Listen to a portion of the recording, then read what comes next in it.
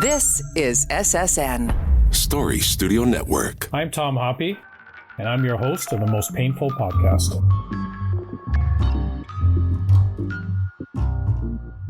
Welcome to the Most Painful Podcast. I'm your host, Tom Hoppe. In the past, we've talked about the importance of strength training and how it can help improve the quality of life when you're suffering from chronic pain. A couple episodes ago, we had Leroy Ho, a physiotherapist, who talked about the science and the approach to strength training when you're living with chronic pain. Now, the military mindset of mission first, self last, and of course pushing through pain can have an impact on the approach a veteran takes to pain treatment. However, what if we use the military mindset to help increase strength and cardio and to build a tactical athlete? What does that mean? Today, we'll talk to Randy Turner, a former JTF2 assaulter, MMA competitor, and strength training coach. He's the owner and head coach of Direct Action located in Ottawa. Randy, welcome to the show. Thanks, Tom. Thanks for having me. Great to have you on. Randy, maybe we can just start first few minutes and just tell us a little bit about yourself and how you got into the strength training, and then I guess we can talk about how it applies to veterans and I guess anybody. Sure. Yeah. So I joined the Canadian Armed Forces right out of high school in 1998 and did basic training in Saint Jean, Richelieu, then went to Winnipeg where I was posted to the 2nd Battalion PPCLI, spent about 5 years there. And then I tried out for an organization called Joint Task Force 2. And I was part of the Joint Task Force 2 assaulter team from 2004 until 2019 when I retired from the Canadian Armed Forces. And in that journey, at the early stages, understanding, how conditioning was important for every day, doing your job every day, but also for the importance of, a mental release. I kind of was exposed to that relatively early, probably as a teenager before I even joined the military. I was exposed to, lifting weights, resistance training, and it was always just a part of my life. So I made training a routine, just like brushing my teeth. And as I got closer to the end of my military career, I saw, first I'll back up. There was components during my career where I suffered some pretty harsh injuries, a couple of knee surgeries, a couple of shoulder surgeries. And I believe that those could have been avoided had I had a different mindset and approach to training, where knowing now what I didn't necessarily know or want to know back then, I saw a need for understanding how to lift and how to move more efficiently to avoid those injuries. And then now that I'm, completely retired and providing training for others, I'm very cognizant of, what's the difference between, an injury and being sore or actually legitimately being hurt. And where does that mindset lie in terms of this is a time to rest and recover versus this is a time to push through and persevere. Yeah. So Randy, obviously strength training, very important. And you did some training in that. And so how did you move from, I guess, the military side of it, getting into the strength training world and the coaching side? So while I was still serving with Joint Task Force 2, I did suffer a couple of injuries that I was telling you about. And during the rehab and recovery phase, I built relationships with the strength and conditioning coaches and the physiotherapists at the unit and organization. And, we were very fortunate where we had a lot of expertise and a lot of true professionals to help us get back into the fight sooner. And, as those relationships were being built, I had an opportunity to ask a lot of questions and kind of get a deeper understanding of, the body, the anatomy of the way we move when we're under a specific load, movement through load carriage. And it spiked an interest inside me where I want to learn more. So I started to take personal training courses when I had some downtime or on my own time just to develop my skills and knowledge a little bit more. And, as I became really interested in this stuff and I was getting close to retiring, I knew that there was a component of strength and conditioning that I would be interested in doing. And it was really with the help of a few mentors in the strength and conditioning world that helped guide my direction towards tactical athletic development. And, that's kind of the phrase or the angle that I like to take with the clients that I'm working with today, even if they're, a civilian, general public, school teacher, doctor, but they want to feel and move like a, special operations assaulter, for example, there is a lot of knowledge transfer that I garnished while I was in uniform that I now kind of mold or adapt it to that individual based on their desires and their goals. Yeah. So basically you had the experience doing it hands on, and then you coupled that with the education to understand how things work. So then, when you talk about, I want to go back to where you said you could have avoided the injuries through better training. What did you mean by that? Mm-hmm. I kind of took the approach where if something wasn't feeling right, rather than acknowledging it early in terms of getting the professional help, physiotherapy, or, maybe having a strength and conditioning coach view the way that I'm moving and identify any limitations that I might have been, compensating for. Rather than taking that approach, I just found ways to train around it. And in some cases, it was beneficial because I was able to stay in the fight. In other cases, it made those injuries worse to the point where I became combat ineffective and I needed to get surgery to rectify those problems. So what I mean by that is I do believe had I addressed those issues earlier in my career, I don't know for sure. I don't have a crystal ball, but I do believe I could have avoided potentially those surgeries, or at least made those injuries a lot less and a little bit more manageable.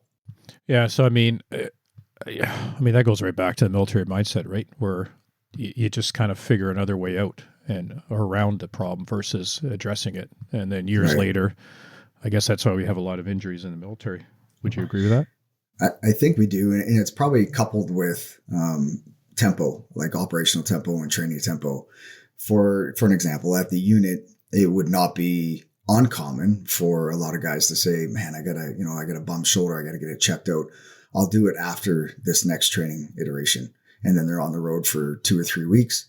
They come back and they might have a couple of days of downtime, but then they're right back into something else. And, maybe it's a fear of missing out, or, guys don't want to let their peers down, for example. So they just continue to push through that. And before you know it, 3 years goes by and they're still dealing with that same injury, and they're finding ways to compensate and overcome in order for them to stay in the stack and stay in the fight. Yeah. And I guess that's just at different levels and different intensity levels throughout the forces. That's kind of the mentality. And of course, each subunit has their own culture that goes with it. But I think the common thing we always hear is we're just keep doing it and keep doing it till you can't do it anymore. Yeah. And, I do believe, and like when I say this with caution, but I do believe it. That's why I feel like sharing it is I don't believe in overtraining. I don't think that's a thing. I do believe in under recovery, however. So like sometimes people will avoid that hard or intense session. We'll say not so much on the job. That's a little bit different. You've got to do what you got to do, whether it's in training or operations. But I'm saying in training, when guys have time and opportunity to go to the gym, that's what I'm talking about, where I do not believe in overtraining. I don't think that's a thing, but I do believe in under recovery. And maybe that's just semantics and wording, and, so be it. That's the way I choose to look at it. But why I say that is because, if we want to be combat effective and we want to perform optimally, we have to give ourselves time to recover. We have to allow the muscle fibers to recover and regenerate the way anything would be in terms of learning. Sometimes though, we will, continue to push because, that's what high performers do. And that's okay. I would say, yeah, that's good. You can find other ways to train around those injuries. So where I'm going with this is, rather than not training at all, just change the modality of the training or change the intensity of the training so you can still move and stay, active, but without aggravating or making that injury worse. So I truly believe in that. And I think that approach and that mindset needs to be practiced. It's not something that you can just do or not do. It's being aware of what's going on with the body and how can you, still do something, just being smarter about the training. Yeah. And I think, when you look at a interdisciplinary pain clinic where, veterans aren't familiar with that, we do have a podcast on that in the first season that talks about the pros of going to an interdisciplinary pain clinic. And many times veterans do well in those clinics, but one of the issues is that they're constantly pushing. So they hit the peaks and then they drop, right? Because they're not like you say, they're not doing the recovery time or pacing it out a bit. So, and I guess that would probably go for anybody. I mean, your experience, you're not just dealing with veterans, you're dealing with civilians too, right? In your profession now. And exactly. Yeah. The profession now, we're providing services for predominantly law enforcement, a little bit of military, and then some general public. You kind of see a wide array of physical capabilities, athletic abilities, and movement patterns. And, what I notice very common with the demographic of folks that I'm training with is a lot of guys have tight hips and a lot of guys have tight lower backs. And sometimes they think the issue is in the hip or in the back, but understanding the body and how everything is connected, in some cases, it may be due to underdeveloped hamstrings, or it may be due to an injury in their rear delts that they haven't recognized or identified yet. So everything tends to be connected, but until we actually sit with a professional and literally do a complete diagnostics and have somebody say, you know what, I've identified that there is a underdevelopment here in your hamstring, which is causing an issue in your medial meniscus, and we can fix that. We can fix that before it becomes irreparable. Yeah, and I think that's key, right? It's the same as I've been told too. You got low back pain sometimes just because your glutes aren't doing the job, and everything's quad dependent, right? Which a lot of us are. So let's go back to what the tactical athlete is and what that means in your business and with your clients, both, how do I put this? Because they're all civilians, both, we'll say law enforcement and not law enforcement. I don't know how you want to frame your clients. Sure. So what does that mean, that tactical athlete? Sure. So most of the civilians or general public who, they reach out and they're interested in doing this type of training, most of them have already done their research and they have a good idea what they're getting into. And the way that I formulate it for the individual is obviously based on their goals and desires. What are they trying to achieve? But what I'm very clear about is everything that I do with a strength and conditioning component has a combative interface. So, strength and conditioning for the combative athlete. So what that means is if we are going to get in a scrap, whether or not you're a law enforcement professional, a military professional, or general public, the consideration is with and without load. So if you have 60 pounds of gear on, for example, how we move is going to be a little bit different than if there's no equipment on. So I try to tailor it to the individual's, realities of what they need. And the tactical athlete in my opinion, is the ability to move our bodies well while under a bit of resistance from that load carriage. So a gun belt or a plate carrier, for example, is going to change the trajectory of how we move our bodies through certain ranges of motion. And a lot of what I provide for folks is generally like an hour session, for example. There would be usually 2 pull movements with a push movement and an anaerobic threshold power development. So in other words, we'll get the heart rate up. Oftentimes we'll do at least 2 pull movement patterns and with 1 push. So a 2-to-1 ratio is what we're after, because typically we do well, especially as young men, we do well with anything that's in the mirror. So anything in the front, pushing mechanisms we tend to be okay with. It's the pulling mechanism that sometimes is a little bit underdeveloped. And then with that, there's usually some sort of, transverse abdominal twist, right? So there's a movement pattern where it's not just a linear straight up and down. There's often a movement left or right. And the reason for that is that replicates what it's like to be in a scrap for real. So sometimes there's pushing, sometimes there's pulling. Heart rate will definitely be elevated. And then being able to move our body through those mechanisms while under, a little bit of load, maybe 60 pounds of gear. So would that apply to somebody who's not getting into a scrap?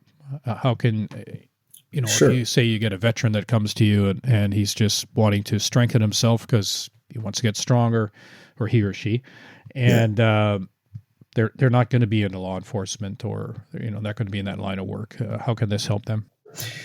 Well, I would caution them first. I would say if you're no longer in uniform, you're not in the military, you're not in law enforcement anymore, and now you're looking for, sustainable energy and, just everyday quality of life. I would say we can still work together, but what I typically do is not designed for that person. And that's what I would say. I would say maybe I would recommend a personal trainer that is going to work exactly on what you want. So if you just want to get a little bit stronger with an Olympic lift, for example, then I would recommend that. And the reason that I say that is because even though the one, that individual may no longer be in uniform, well, they still run day-to-day errands. They still go to the grocery store. They still go to the bank, etc. In those transitions between home to vehicle to wherever that venue is, there is a legitimate risk of, somebody that's mentally unhealthy that's on the street. They decide to pick a scrap with you, or they're down on their luck and they try to rob you. The ability to fight to safety is the first and foremost of my thought process. So, I understand if people are working around injuries, and that's fine. We can work around that. That's no problem. But there's still a mindset of, if you have to defend yourself or your family, can you do that? And if not, then that's what I'm going to help you with.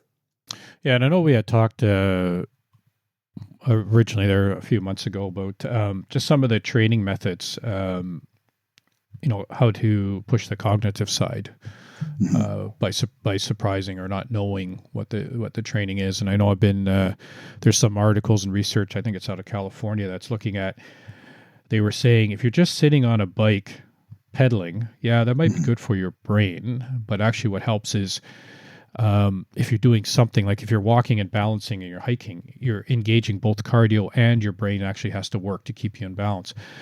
And I know you had mentioned you do a little bit of that, so maybe you can expand on that with your training. Yeah, for sure. So typically when a client comes in to train with me, we've already built a rapport. We've had a conversation of what their goals are. And then when they come in, I'll have the plan for that session written out on a whiteboard. And as they come in, they can look at it. If there's certain movement patterns that they're not familiar with, we'll go through that as part of a active warm-up. So they'll go through that movement pattern so they can get comfortable in understanding how to kind of prime those muscle fibers that are about to be used for that session. And then we'll integrate it into the session. Sometimes the feedback that they give me, for an example, if they had a terrible sleep the night before, or if they went for, a 10K hike the night before, they may be fatigued already as they come into that session. So we'll adopt and change it a little bit. But where the cognitive side will come in is often with the sessions that I run for folks is there's a technical component on the mat. So some form of self-defense, which it's very technical. It's relatively slow. There are certain movement patterns that we're teaching. So it's a learning phase. And then to break it up, that would be maybe 3 to 5 minutes, for example. There'd be a technical phase. And then there would be a conditioning phase where we would ramp the heart rate up. So as they get their heart rate up, as they're recovering, so maybe that's another 3 to 5 minutes. And then as they're recovering, the active recovery would be another technical phase onto the mat. So there's constantly interchanging between technical learning and then a physical output. Now, depending on the feedback that they give me, depending on how well they're moving or any issues that they might be dealing with, the complexity of that physical piece may be dialed back a little bit so the intensity isn't overwhelming. So if a veteran comes to you and says, hey, I want to get back into this again, but I'm struggling with some back injuries. I got this from service, but it's something I want to continue. This is good for mental health. I want to do this kind of work. How do you approach somebody like that? How do you help with their strength training, and how do you help with what you do? So, with a little bit of feedback from them, if they had a back issue, an ankle issue, wrist issue, whatever that might be, first we identify that. And then as we go through the movement patterns, I would expect and ask them to give me feedback. So this will be the movement pattern. Here's the demonstration. I'll give you the explanation. Let's try it out. And they may, just by looking at it, they may know right away that that's going to aggravate what they're dealing with. So we'll avoid it. Where, like, say, for example, somebody's coming in and it just happened a couple of weeks ago. Guy wants to do a little bit of jiu-jitsu, but he's concerned about his back. And the reason that he sought out private training versus group setting training is because he was concerned about who he may be partnered up with, and somebody that he doesn't know puts him in a precarious position and potentially aggravates that injury that he's dealing with. So we were able to still get on the mat and still do some jiu-jitsu, but understanding that he's dealing with a certain component of his body that's not responding the way he, is once or was once used to, then the intensity or the amount of pressure or the weight that I would put on him would be very different. So we can still work through the movement pattern, but without the risk, or at least mitigating the risk of aggravating that injury any worse. Yeah, because you're not going to have 0% on a risk on something like that. Right. Would you also work with them to, like you're saying, if somebody has a weak, we'll say glutes or quads, do you also, you do the technical stuff, but are you also doing other things to help strengthen that so they can do the technical stuff safer and maybe push themselves a little further than they think they could? That's right. Yeah. So if there's a limitation that's been identified, we'll use the glute example. Then in that whole session, we may spend a little bit more, or put a little bit more emphasis on that one area in the conditioning phase of that session. So that way they're going to get a little bit more repetition and a little bit more attention in that one isolated area. So we would still integrate, a anaerobic threshold power piece. We would still integrate a push or a pull. We would just ensure that, the analogy that I like to use is a 70-30 analogy. So if we have an hour, we'll most likely spend 70% working on that limitation and then 30% developing or enhancing the strengths that I know that person knows that they're already good at. So that 70-30 approach is kind of how we attack it. Yeah, I kind of like that thought because I could see it now. There's many veterans out there who probably want to get back into this again, but who have injuries, and then they may also be at that stage where, as we know, pain is a biopsychosocial, so it affects the brain and your your psychology, and they may not have that energy to get back into getting off the couch. Right. So I could see something that you do would kind of motivate them to get back into it again. And that was part of the reason that I really wanted to do private training and small group training only, was to really cater and tailor it to the individual, because everybody does have a different desire, a different issue, a different goal, for example. So I wanted to be able to task tailor to that individual. That way they could come in, a little less worried about the risks of making those injuries worse, but still being able to, do what they want to do. Yeah, it's interesting. I think someone might be mistaken by the title tactical athlete and think that doesn't apply to them, but it sounds from, our discussion today, there's lots of things that apply, like that are transferable when it comes to the conditioning. And even if you don't want to fight, there's things there that will help you. Agreed. Well, Randy, thanks for being on the show. It was great to have you. My pleasure. For the audience, on our next show, we're going to have Dr. Andrea Furlan, and she's going to talk about supplements and how that can help with chronic pain. So hit the subscribe and like button. For feedback about the show or for more information on chronic pain, you can visit our website, veteranschronicpain.ca, or follow us on Facebook and Twitter at Chronic Pain COE, and on Instagram at chronicpain_COE. Once again, Randy, thanks for being on the show. And to the audience, stay safe and keep the hope alive. The Most Painful Podcast is produced for the Chronic Pain Center of Excellence by Story Studio Network.